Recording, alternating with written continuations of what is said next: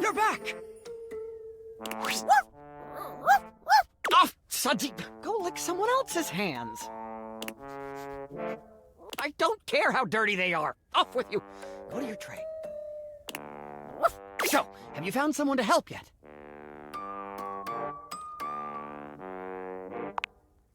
You? Alone? I doubt it. Come back when you've found a professional.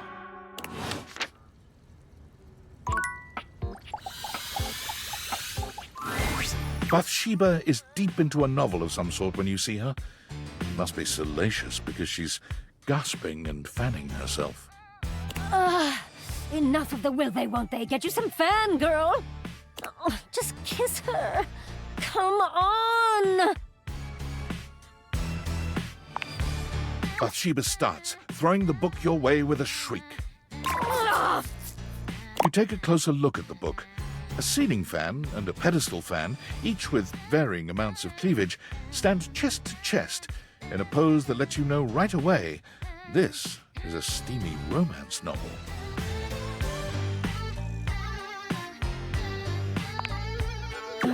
I wasn't done with it, but sure, whatever. I do have excellent taste, don't I? Bathsheba places a hand on her chest, batting her eyelashes at you. So, we gonna get to making me some friends? Yay! Okay, I'm not into walking, so let's just stick around here, huh? She looks around the room, her gaze settling on the toilet. Oh, how about Jean-Loup? As you turn your dateviated gaze on the toilet, it springs to life. You interrupt, little crapper's piece. What could you want, you hunk like sick geese? You're... That's enough of that. Bathsheba steers you away before the rapping toilet can complete his verse. Maybe someone a little more beautiful and delicate. You know, someone who can keep up with me. Bathsheba looks around the room, her gaze finally settling on someone standing by the counter. Oh, Barry! Bathsheba waves at Barry, who gives her a surprised but enthusiastic little wave back. She greets him with an air kiss to each cheek, which he returns with the same sort of energy. Oh, what's this now? Is it my birthday and no one told me? The fabulous Bathsheba come to consort with my humble self? Oh, come on, Barry. I see you all the time. Yes, but do you speak to me, darling?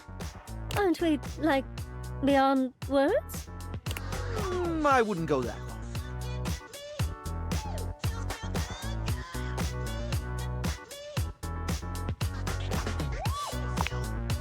It's about time someone said so. I don't need a thing from her, you understand. But a little courtesy goes a long way. Listen, Barry, honey. There's no reason you and I shouldn't be close. I mean, we're both beautiful, and we love things that make you beautiful. Instant besties, right? Well, it would be nice to have someone to talk to about my latest obsessions. Oh, today it's snail mucin. You wouldn't believe the limitless beauty application snail mucin has. Snail mucin. Is that what it sounds like? Oh, fine. Are you going to allow me to explain, or would you rather this conversation ended here? She looks at you, desperation in her gaze.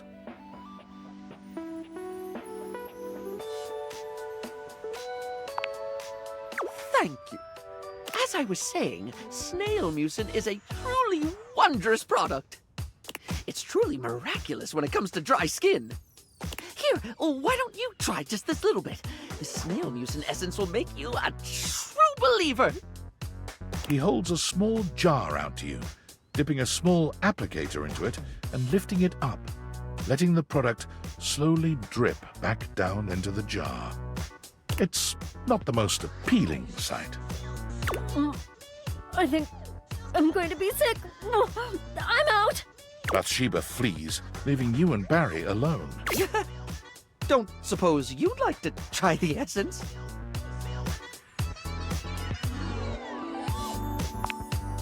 I see. Well, I've nothing more to say here then. Ta-ta!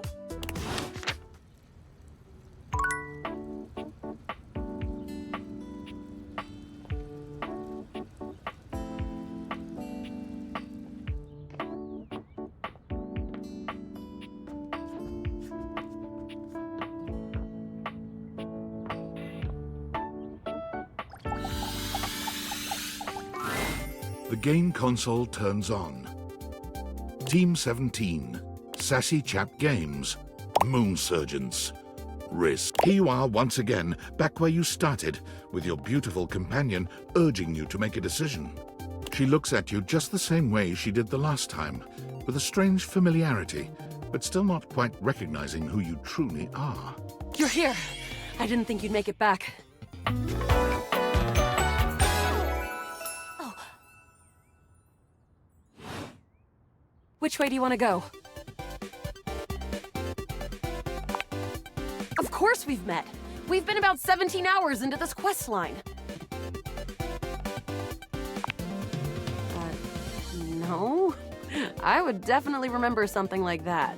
I've got quest updates and relationship statuses in my Statadex anyway. And I don't see anything about an actual connection we've had aside from mission partners in here.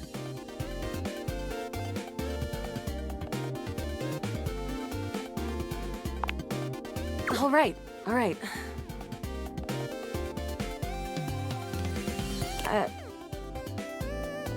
I'm familiar with the trope, okay? When I was little, I thought up a secret password that only a time traveler would be able to tell me. The password for me is Lincolnberries.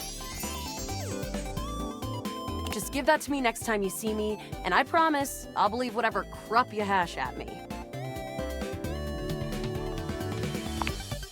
Now let's get back to blasting.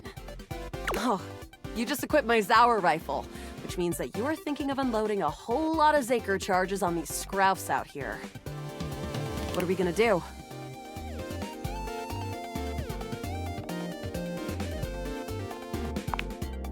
Bizork!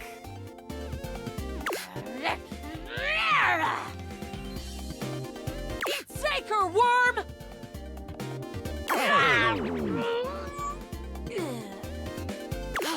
88 charges later, that's a whole lot of scrouf carcasses. Nice haul. That ought to teach Celine and her goons. We're near the compound of the Upholders. They'll have assassin class Upholders, as well as surveillance class.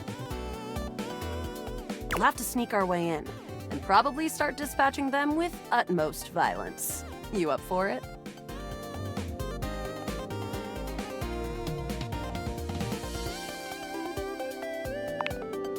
You're right. I'll put on my +5 shadow suit. It'll help us get through the sensors in there. Upholder tech is nasty.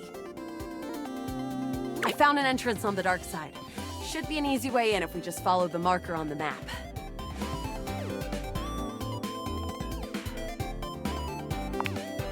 After a short walk, you find yourself standing in front of a bullet-ridden metal door, way out in the middle of the cold, grey landscape.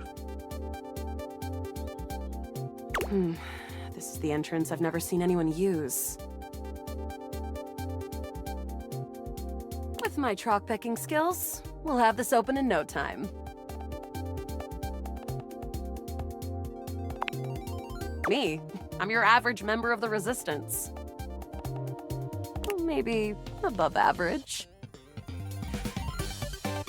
We fight against the Upholders who are determined to do everything in their power to druck everything up here on my homeworld.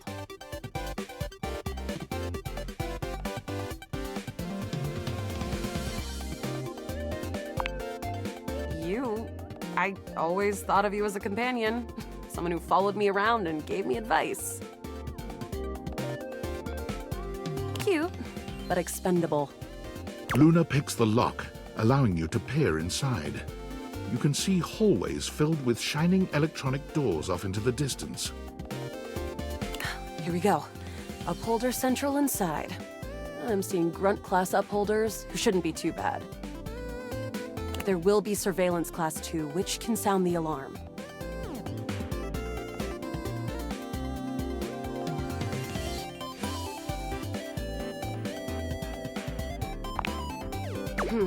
Just knowing that isn't enough to help.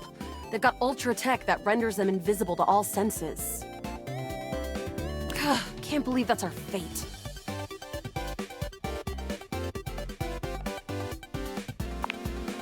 How do you suggest we do this?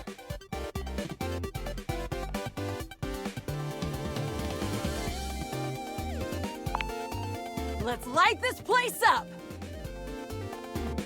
After merely a few charges spring from Luna's rifle, the corridor is absolutely swarmed with guards. Ah, bits, we've got company. Drop your weapon! Cease! Cease! Cease! Plasma drites! The battle rages through the halls as you and Luna drop guard after guard.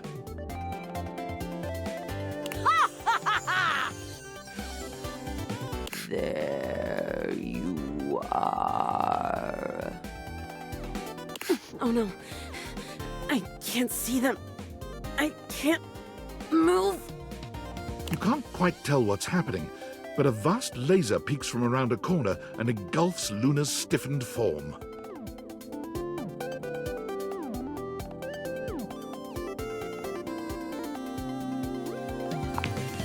Bravely, you take Luna's frozen body and crash through the remainder of the hallway. Once she is removed from the power of the strange weapon, she hangs limply in your arms for a moment, enjoying the ride.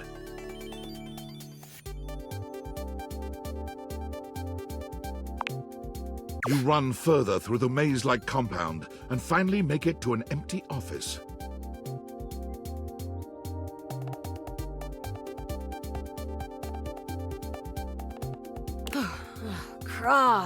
We lost a lot of gear there in the tryst of battle, but at least we still have enough health to get us through to the end. We're getting close. You wanna press on, or should we take a crafting break?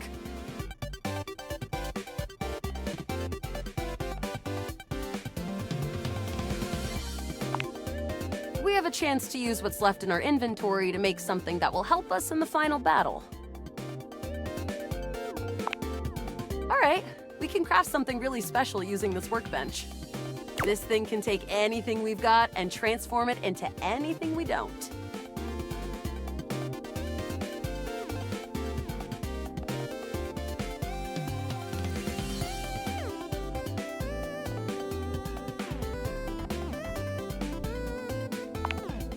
Yael, I gotta say, you think I'm spoots or something? We're still in the same timeline where I told you that. That's not gonna convince me of anything. Okay, let's get started with...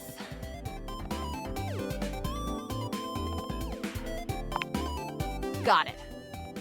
And then? Got it. And then?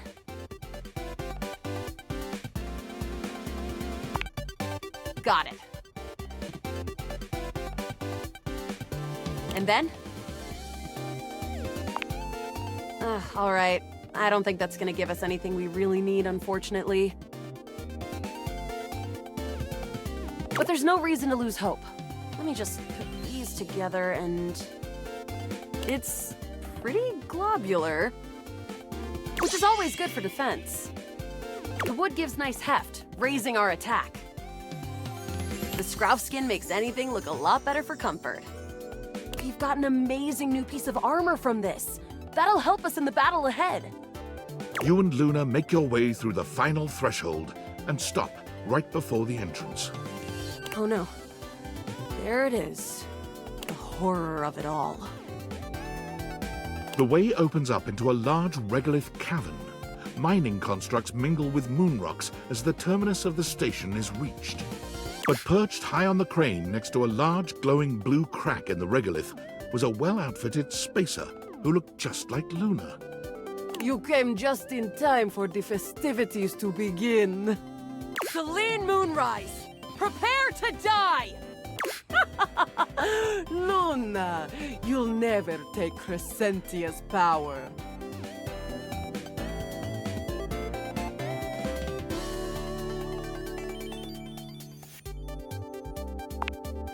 Crescentia, the goddess of the moon.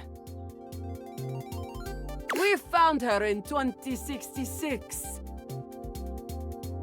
And next year, she'll be destroyed, leaving us free to harvest. The glowing crack seems to swell. Charge, bitch!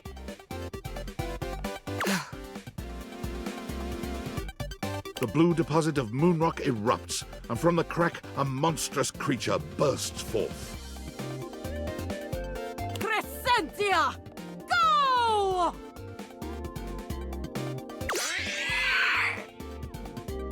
Ah!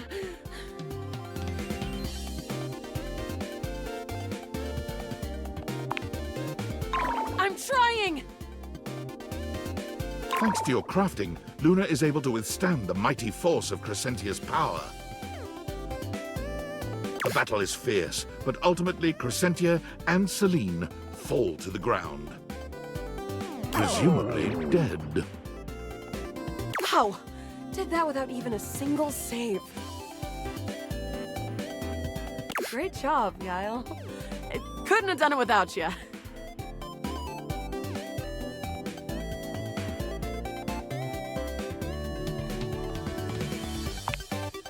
You're the best partner I could have ever asked for.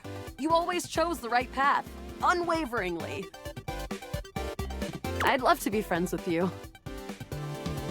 Even though it can be dangerous out there in Novaya Moskva, having a real friend by your side means you keep your KD ratio way down.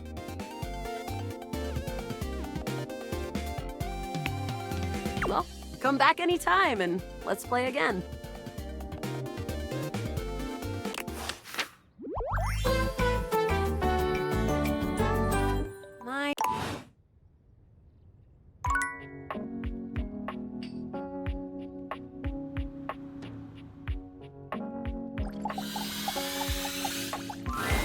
Telly's vibe is completely off today. You've never seen them so low energy. Oh, hey there, spectator. Come to watch my ratings crater?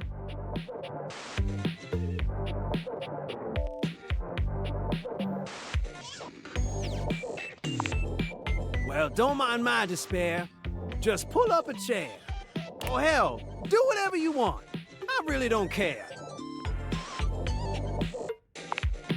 I'm fine. I'm primo. Now, can we just go watch a show, bro?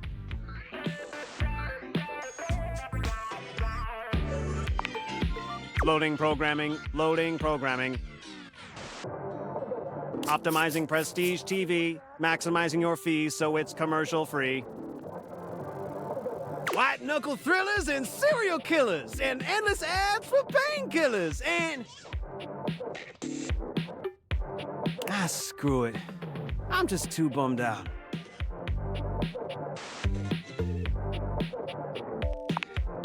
It's over. Smell the odor? That's the entrenched stench of a hostile takeover. All the shows got new owners and the studios are in foreclosure.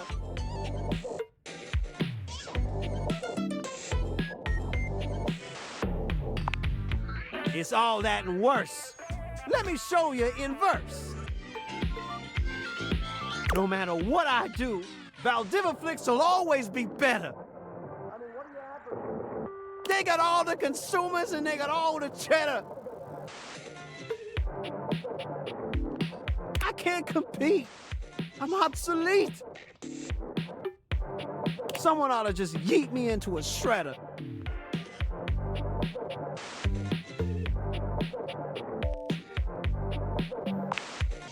$5,000 channels, 15,000 shows.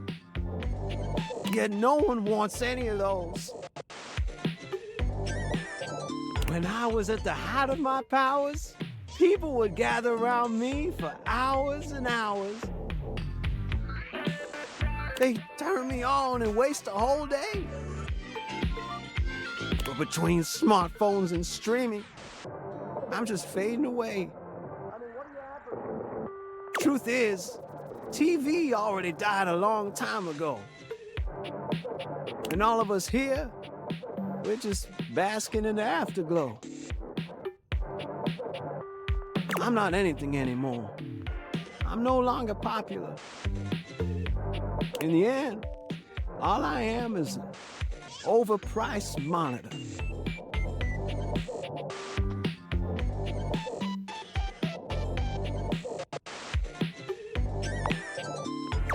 Don't even pretend that you care. I've seen you watching Valdivia flicks. I'm more than aware.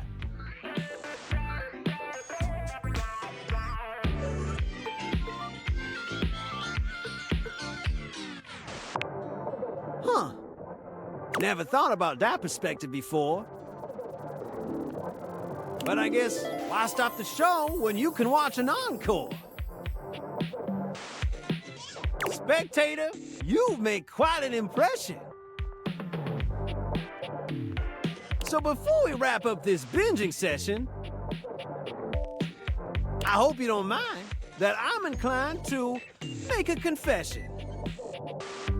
After all my endless channel surfing, I've finally found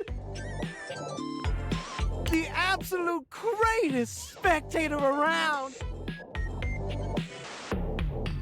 And from my remote to my speakers to my cathode ray, I want to binge watch with you till we both waste away.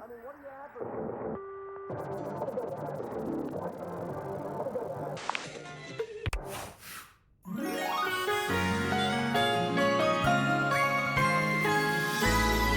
the VIP dream that makes this flat screen scream.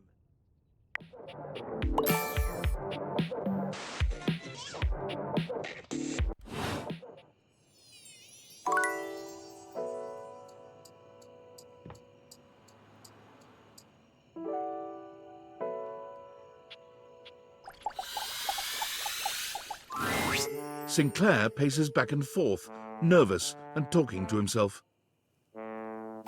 Oh. Come on, it shouldn't be taking this long. Oh.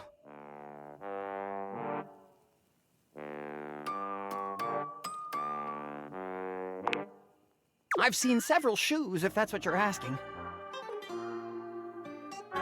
None of them are the slightest bit amenable to ordinary conversation. Does that answer your question? Oh. Wait! Before you answer that, don't answer this. What size is the most common size of fly?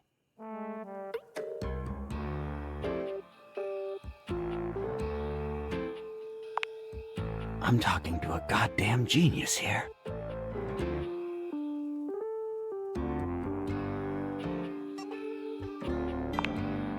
No, just waiting for my soap hound. Whoosh! And here he comes.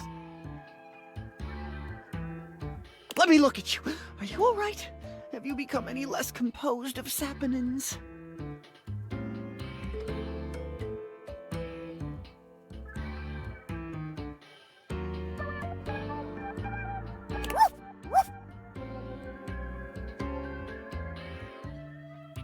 Mateo enters just after Sudsy, giving Sinclair an uneasy smile.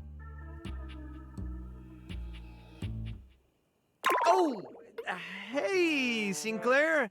How you doing, buddy?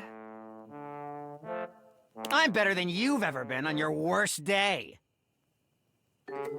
Yeah, cool. Nothing to worry about with regard to the Sudster. He was just saying goodbye to the Tasselhounds. They've gotten so close, I just hate having to pull them apart. Sudsy, what did I tell you about forming inanimate attachments? The more you buy into the madness, the harder it will be when we go home. Right? Yep, absolutely. Gotta be careful. Well, thanks for bringing Sudsy by. Always a pleasure having him. You take care now, Sudsy. Matteo leans down to whisper to Sudsy. Come on back anytime, okay, boy? Good boy.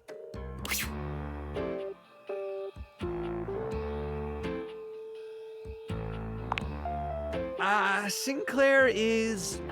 well, he's just... I mean, when you look at it from his perspective... Okay, I got nothing. I can't figure the guy out. He sure does love that dog, though.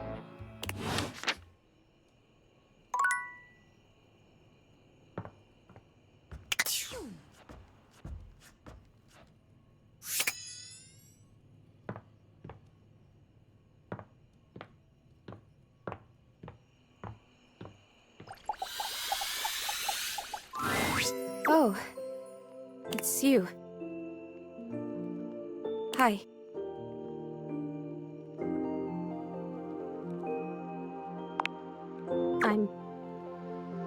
I'm afraid. I've been so curious about everything. I wanted to know. I wanted to feel it all the time, all at once. I was so grateful to you when you found my necklace. And now I've run into this thing. It just feels like this huge, sticky brick wall in my mind. How did I die?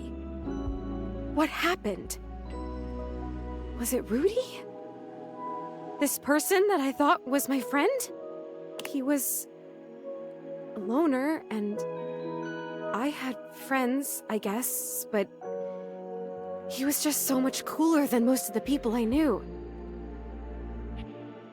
Now that I've felt loneliness, real loneliness, I understand him more.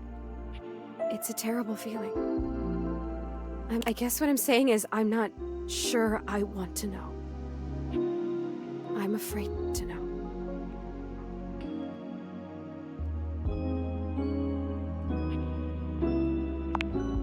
I'll tell you what I remember. We were having a seance up here, like we'd done before. Candles and the symbols on the floor. He said we were trying to contact his father. He died when Rudy was just a kid. We were usually trying to contact Rudy's father. We tried for like a year. And he was just getting so frustrated. He kept telling me to try harder. At first, it was encouraging, but then he just kept getting more frustrated because it wasn't working.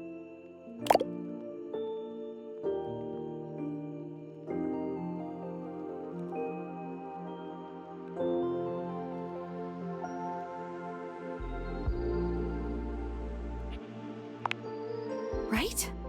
But he was my crush. I wanted to help him, so I tried harder. And we kept getting close, and then something would go wrong, or the energy would slip away. Finally, I got fed up too because I didn't know what else to do. So I stood up and started to shake out my legs, like just to get some blood flow back from sitting in this dumb circle. Is it even a circle if there's only 2 people and a bunch of candles? I mean, come on. And he freaked out.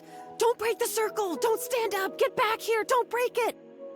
But I have to move! I can't just sit here anymore! This isn't working! He was screaming, and I was screaming, and I went for the door to leave, and I heard him jump off the floor behind me as I was trying to wrench the door open, and then... that was it. I fell. I fell, and I remember hearing my neck break. It's weird the way you hear a bone break when it's inside your body. You hear it from the inside of your ears and the outside. Especially when it's such a big bone. Not a big, but important bone. And so close to your ears.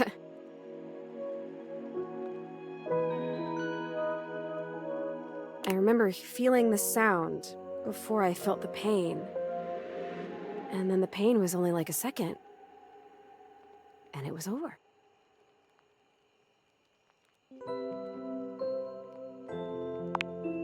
I don't know. I don't remember that. I didn't see it, I guess. I just remember that felt sound, and then I was here. Like this.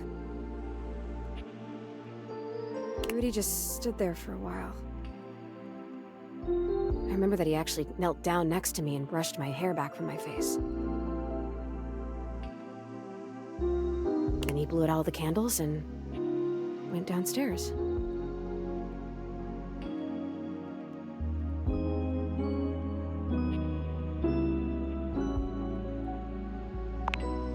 I guess he did. Huh. Some crush. The next people that were up here were the paramedics, or whoever it is that comes with the big black bag and the gurney. Oh, wow.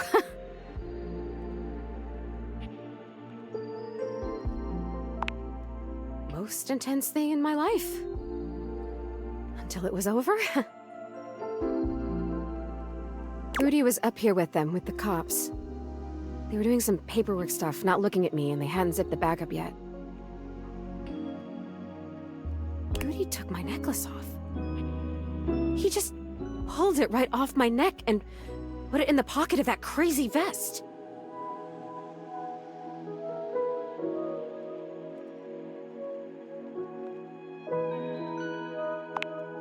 He must have put it there because he felt guilty about taking it. Or maybe if it was a time capsule, he wanted it to stay here forever. I don't know. I don't know if I care. I have to tell you, I don't know if I want to live this way anymore. When I was just alone and happy-go-lucky with no memories, it was okay. But now I've met you, and I know about other personalities in this house, friends that I might have.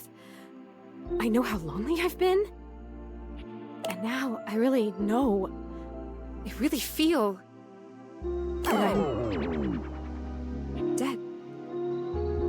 I'm not supposed to be here like this, just hanging in between worlds. I don't know what to do. I don't even know what I could possibly do, but I'm so sad now, and it hurts. I'm gonna go now, okay? It's weird when you're lonely to just want to be alone, but there you go.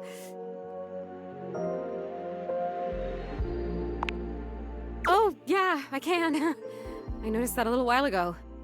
When I got my feelings back, I realized all I had to do was really feel the want to go or feel the want to stay, and I could make it happen.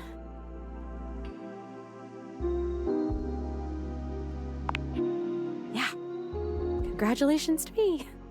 Maybe I'll see you again. I have to try and figure out what to do with my life. Well, my death. With whatever it is. See you around.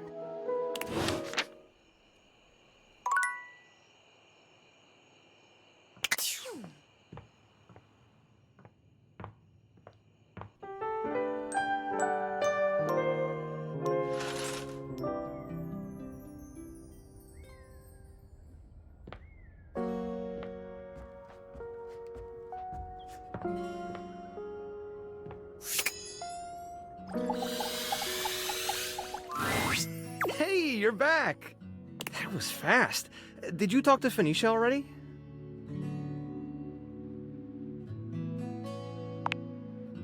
Huh? Oh, me? I'm good. Well, I guess I haven't really been sleeping much with everything going on. Yeah, that's part of it. If I'm being honest, I don't usually sleep much anyway. It's been like that for a while.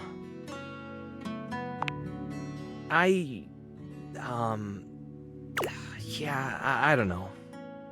Just hard for me, I guess. But it's fine, I'll manage. Just don't tell Betty, I'll never hear the end of it. I should get back to it. And thanks again for your help, it means a lot.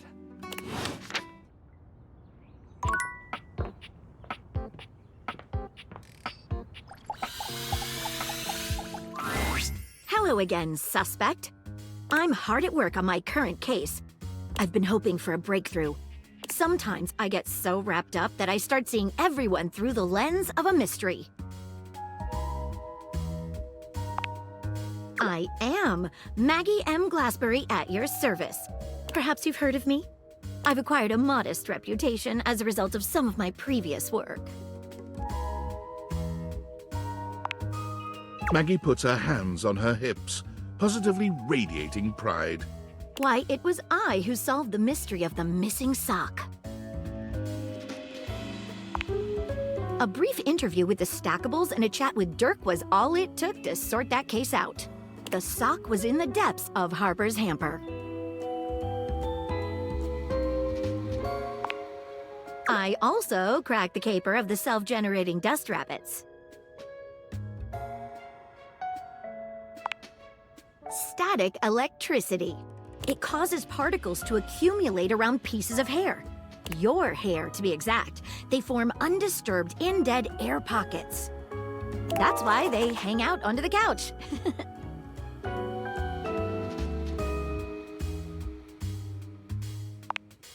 It matched the evidence, and I ruled out every other possibility. By the power of deductive reasoning, I determined that you were, in fact, the culprit. I pride myself on that. Lately, I've been taxing my lens to the utmost on a very interesting case. I'm trying to get to the bottom of a mysterious love letter. It was delivered to Dorian last night.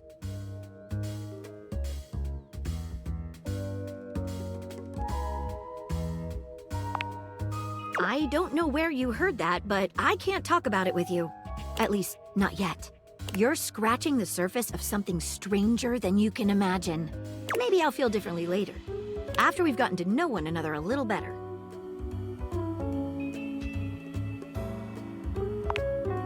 At approximately 2 a.m., an unknown suspect dropped off a letter for Dorian. Upon opening it, Dorian discovered that it carried clear romantic intent. That is to say, it was asking him out. It described how his protective yet gentle presence had won over the writer's heart. If interested, he was to write back as soon as possible. Here's the catch. The letter wasn't signed with a name, just a monogram. Though he might be hesitant to admit it, Dorian was quite taken by the letter. He isn't certain whether he wants to write back until he knows more.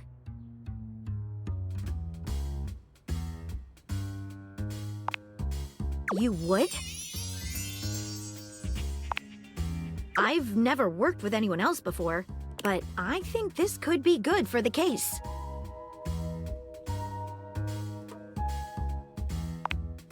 The case is pretty thin, but we've got a couple of clues. First of all, the paper the note was written on was somewhat interesting. Second, although the letter wasn't signed, it did have a single initial on it. Finally, I think Dorian might have a clue for us. I have it here, semi-transparent and very thin. It doesn't seem like ordinary paper at all.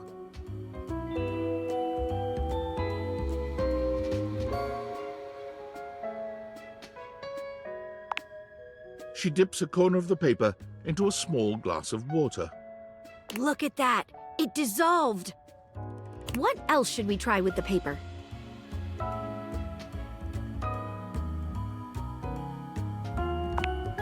Taste it? If you say so. She carefully dabs a corner of the paper against her tongue. How interesting. It's edible and tastes slightly starchy. What else should we try with the paper? She gives the paper a careful test snip. Cuts just like normal. What else should we try with the paper? She focuses a magnifying glass on the paper for a few moments, stopping immediately when it begins to smoke and catch fire. Yikes! It's definitely flammable. Does seem to burn slightly slower than normal paper, though. What else should we try with the paper? What should we look at next? A stylized letter M. Seems likely. What should we look at next?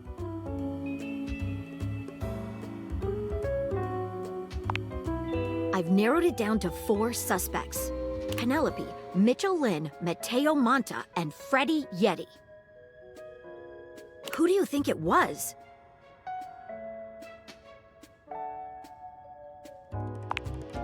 Wait a minute. I think you might just be right. The stylized letter M is his signature. The smell Dorian noticed makes sense now, and the paper. It's gotta be rice paper. You did it. You helped me crack the case. I'm impressed. Now I'm even more excited for the next time we meet. Let me just go and let Dorian know that his secret admirer has been discovered. Hey, before I go, I was wondering, would you like to have a cup of tea with me sometime? As a date, I mean. Maggie lets out a girlish squeal. Amazing! Oh, yes. Calm down, Maggie. The human could still be a suspect of any sort. See you again soon, compatriot in crime.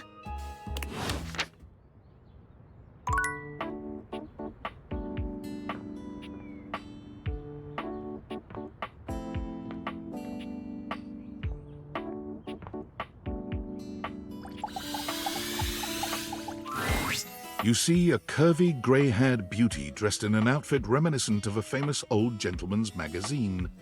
She winces at the bright light you've brought with you. A cute, bunny-shaped creature is clutched in her arms. Oh, my goodness, that is bright. Startled me a bit there, honey.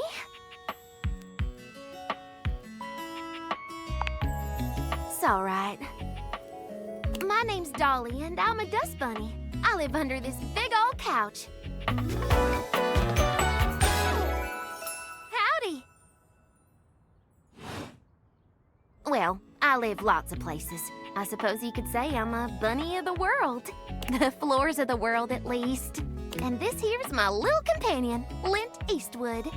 She holds the little creature up.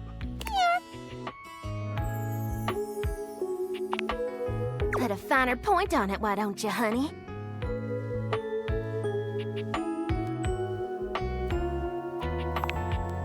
My stars, I didn't know I had a sweet talker on my hands.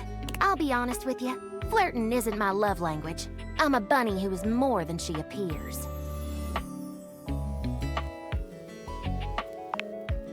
It's all right, honey. I'm easygoing.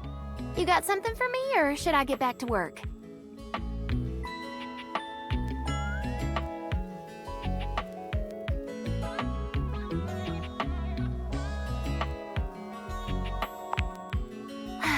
I thought we as a society were past this. But yes, that's right. I am a collection of hair, bacteria, soil, specks of plastic, dust mites, and even bits of dead bugs. Does it bother you that in your little human tummy there are 500 species of bacteria? Trillions of living bugs? Microbiota, microbes, and microflora, all sorts of creepy crawlies. See? We are what we are, honey.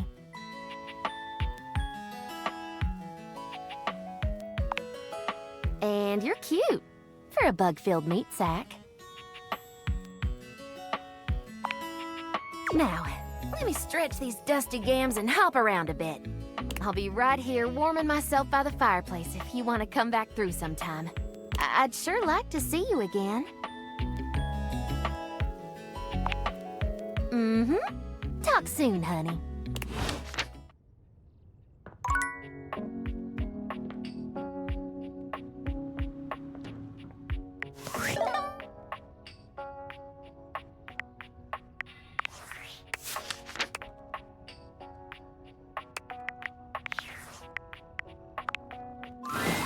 As you approach her, Finisher leans in, her voice a conspiratorial murmur. Listen, I'm not usually one to eavesdrop.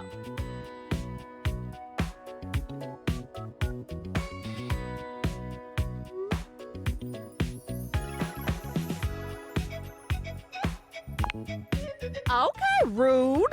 Hitting me with a bombastic side eye. My gossip is completely different. Your girl's got standards, okay?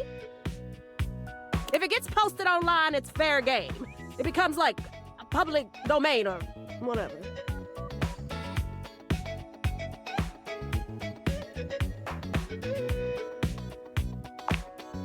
You know what? If you're so against it, I can just keep all those helpful hints to myself from now on.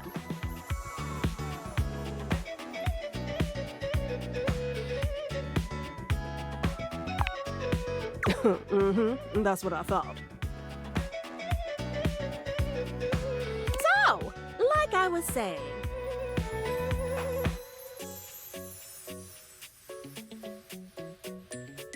I overheard you and Beverly talking about the tumbler, and I think I might be able to help. I mean, if there was a cute new spot with placebook-worthy specialty drinks and good lighting, and even I didn't know about it, she definitely needs it.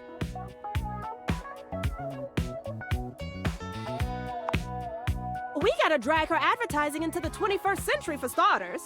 All it takes is a few well-framed shots of the decor, a lineup of the best stuff on the menu, and a little voiceover from a beloved internet personality. Instant FOMO. Line out the door. Guaranteed. Trust me.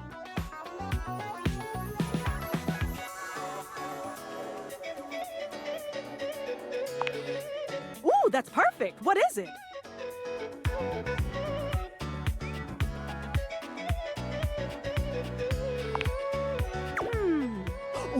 Oh, okay. I've got this. I'll check back with her soon, though, because this is gonna blow up. But first, you gonna need to tell me exactly where her bar is. Seriously, she doesn't even have a Kelp page.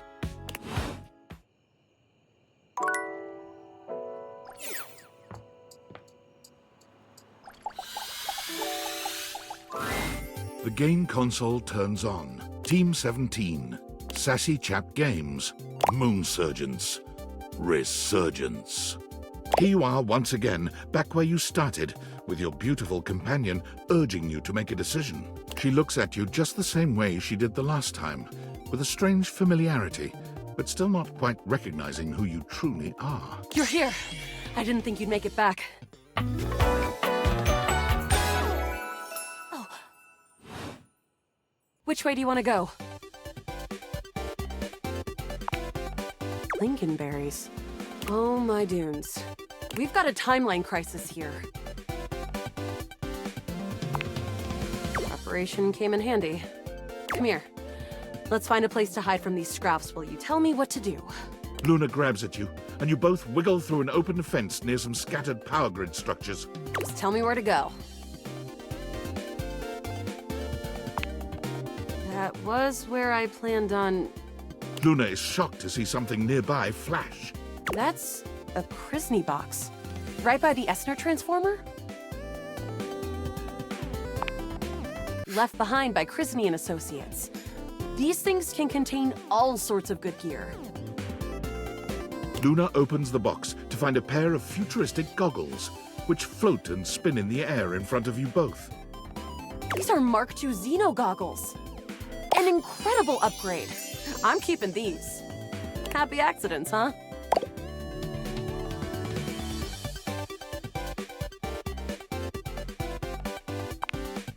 I'm the only one who can wear them. You're already wearing some sort of Xeno tech on your slots. Looks kinda lovely, if I'm being honest.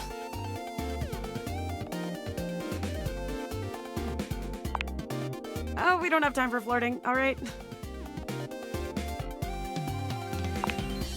Now, let's get to the facility. After a short walk, you find yourself standing in front of a bullet-ridden metal door, way out in the middle of the cold, grey landscape. This is the entrance I've never seen anyone use. With my chalk-picking skills, we'll have this open in no time.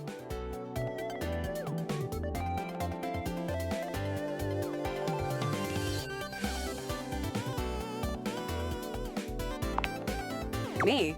I'm your average member of the Resistance. Maybe above average.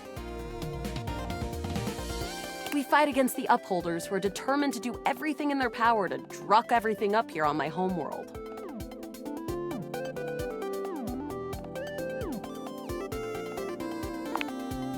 You? I always thought of you as a companion. Someone who followed me around and gave me advice. Cute, but expendable. Luna picks the lock, allowing you to peer inside. You can see hallways filled with shining electronic doors off into the distance. Here we go. Upholder Central inside. I'm seeing grunt class upholders who shouldn't be too bad. There will be surveillance class 2, which can sound the alarm.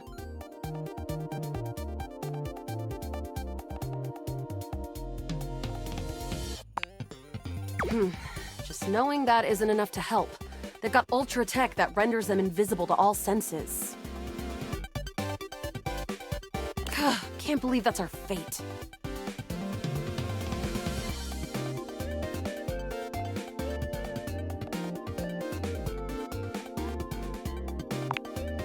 And leave myself open to getting killed? That tech is impressive, but not combat ready. How do you suggest we do this?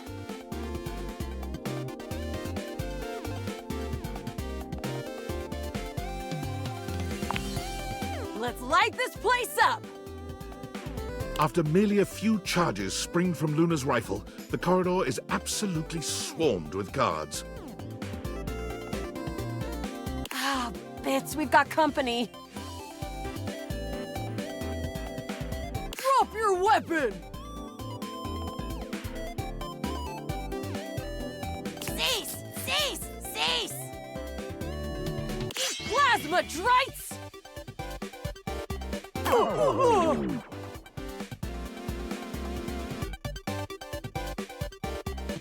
The battle rages through the halls as you and Luna drop guard after guard.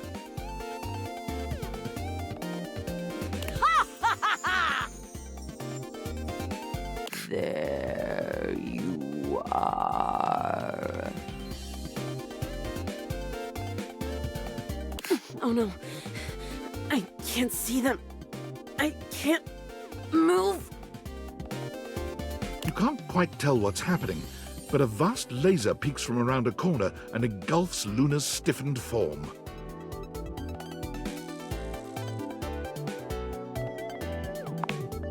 Bravely, you take Luna's frozen body and crash through the remainder of the hallway. Once she is removed from the power of the strange weapon, she hangs limply in your arms for a moment, enjoying the ride.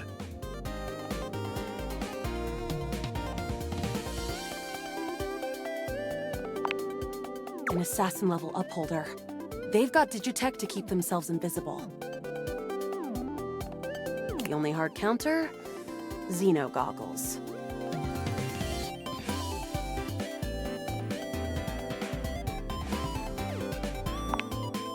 Yeah. Look, next time around, just tell me. Don't listen to the syrup-addled junkie who said no to wearing the goggles.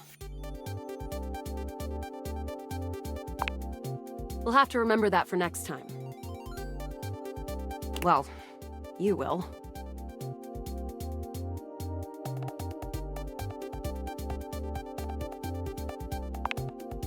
Shriek. Can't believe we're here. Seems like a dead end. Hey, you might disappear after this, but I keep going. And I'm not planning on going anywhere, resources or not. Speaking of, you want to see if there's a workbench?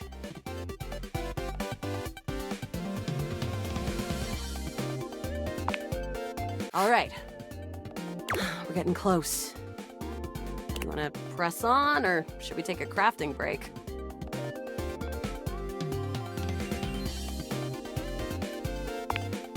Let's go. You and Luna make your way through the final threshold and stop right before the entrance. Oh no. There it is. The horror of it all. The way opens up into a large regolith cavern. Mining constructs mingle with moon rocks as the terminus of the station is reached.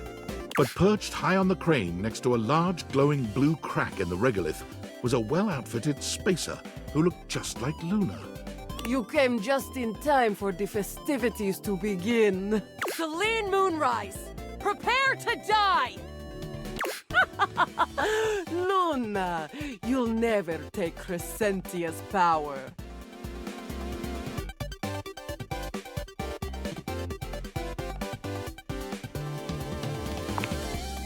I agree. I am invincible! The glowing crack seems to swell. Charge, bitch! The blue deposit of moonrock erupts, and from the crack, a monstrous creature bursts forth. Crescentia! Go!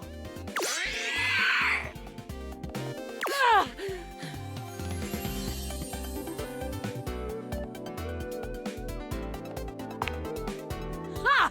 Easy!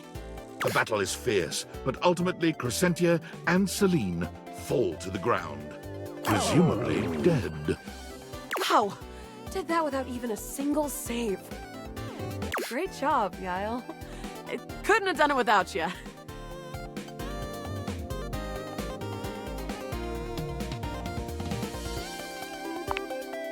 You're the best partner I could have ever asked for. You always chose the right path, unwaveringly. Luna's Xeno goggles catch a small screen dropped from Celine's grasp. Wait, Celine left something behind. Luna picks it up and turns on the display. It's the recipe for a harmonic stratospire. The Resistance has been working on this tech for a generation. It's a way to take fractured timelines and concentrate the differences in power into a deadly beam. That beam can erase a crack in the continuum for good. And I think something about your timeline tripping abilities and Celine's rise to power have something to do with each other. But she's already died in this timeline. You'll have to come back with the knowledge of the recipe. It's 4 globules, 1 wood, and 2 skrovskins. Remember it.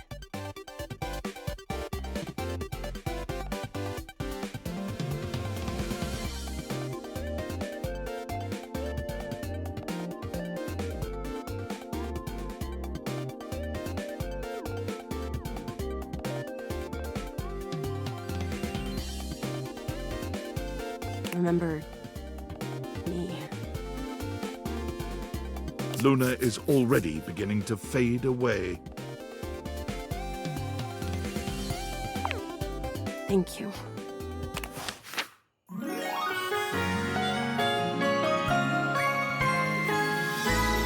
you.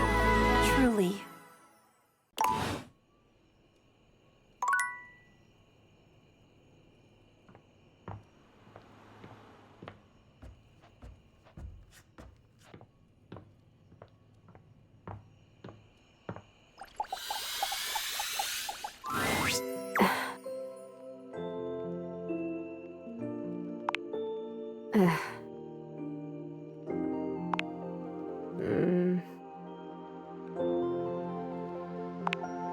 Hey, yeah, I can hear you. Sorry about the other day. I was just so sad. It is good to see you, though.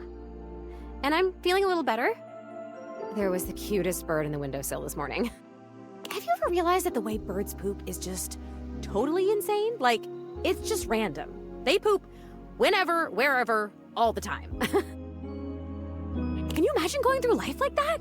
I mean, I don't have to worry about pooping because I'm a ghost and I don't have bowels and I don't eat, but like, what if it was you? That would be so crazy. You just walk around like leaking. Birds are so weird.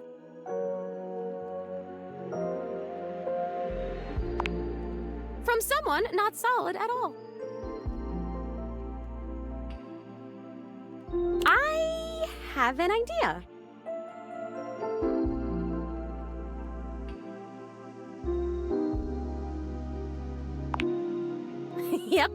Yep, that's all good. Keep me on track here. I have an idea. I've been thinking about where I should go next. Should I find out what my next adventure is, like actually die? Or should I try to come back to a life of sorts and be a real being in the house with guys like the time capsule? And you and your magic glasses.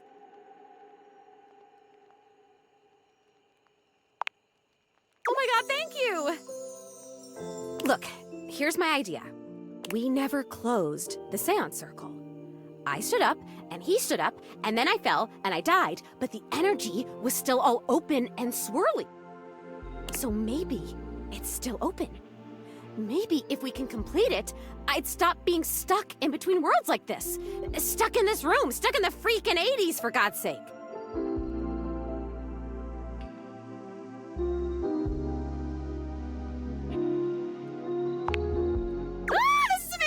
Okay, we're gonna need a lot of stuff. Well, not a lot of stuff, like a moderate amount of stuff. Mostly what we need is unstable energy. It sounds weird, but I think if we get enough of these objects here, whose existences span the distance between object and idea, it could work. Not cabinets, tables, or toilets, but like weirder stuff, like me. We have to gather them together, and they all have to be on board with what we're doing. Like, we have to all be on the same page, singing the same song kind of thing. And it should work. This is... Oh my god, I think I'm gonna die. Like, die again, like metaphorically from excitement. Do you know enough of the others here to do that? Honestly, 3 or 4 might be enough. I don't know why the hell Rudy thought he could contact his dead father with just me.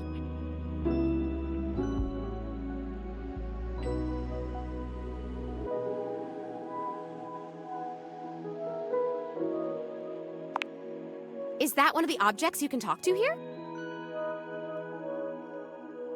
Well, we don't need a candelabra, just candles, so I wouldn't worry about him. Oh my god, this is amazing. I will be right here. I'll be waiting right in this exact spot, okay? Thank you! Thank you, thank you, thank you, thank you, thank you, thank you, thank you!